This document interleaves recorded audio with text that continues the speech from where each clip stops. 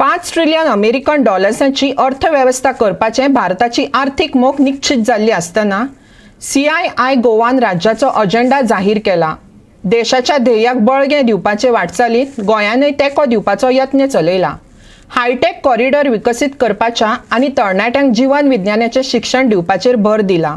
आयआय गोय राज्य परिषदेचो अध्यक्ष अतुल जाधवान आयआयचो सरकारी नियोजनातलो आस्पाव आनी स्टार्टअप उर्बा आनी उद्देगीक सुरक्षा धोरणा सयत महत्वाच्या धोरणात्मक निर्णयाचेर भाष्य केले. देश महामारीच्या संकटांतल्यान कांय अंशान सावरला. बचत, गुंतवणूक आनी निर्यातेच्या चक्राक लागून विकास गती फावो जाल्या.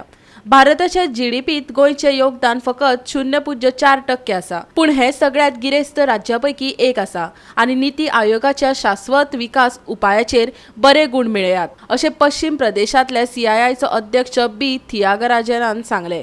The state's contribution to India's GDP or the gross domestic product is mere 0.4%. But Goa is today the richest state in India with a per capita income of rupees 5.23 lakhs, more than 3 times the country's average. In Niti Aayog's Sustainable Development Goals, India Index for 2021, Goa stands a tall third and tops the charts in terms of clean water and sanitation, affordable and clean energy.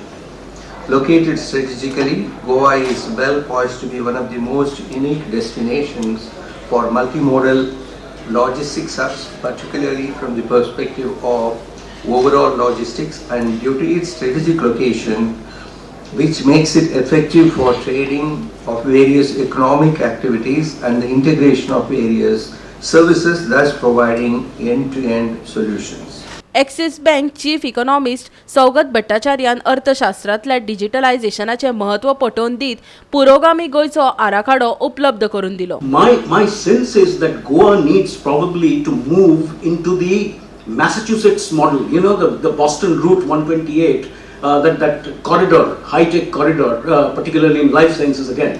So that needs to be the model, maybe not California, maybe not Texas, but that model needs to be looked at very carefully. You cannot escape the fact that in this knowledge economy that we are now moving into, away from a minerals, ores-based economy into a knowledge economy, which is the way you will go ahead with a value-added system. This knowledge economy requires a talent pool. This thing that we are, on the one hand, there is a massive amount of unemployment that is threatening India. Yet on the other hand, I mean, these sectors like tech, IT, financial services, there is no talent. The wages are rocketing upwards. Attrition is very high. So I mean, this is a paradox that we are seeing.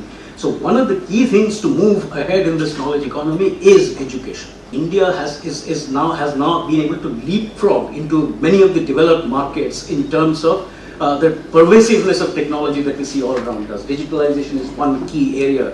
Payments is another. We have managed to develop a world-class system of payments.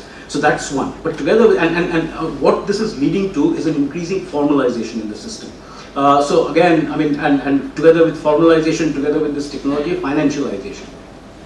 So a lot of household savings used to be in the form of physical savings, right? So that is beginning to move into financial savings, not just bank deposits. Now movements into the equity markets. There are now more cryptocurrency holders apparently in India than the number of demat accounts.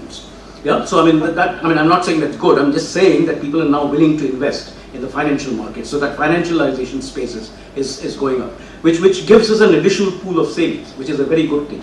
Goa 365 खातीर पणजेच्यान श्यामचारी.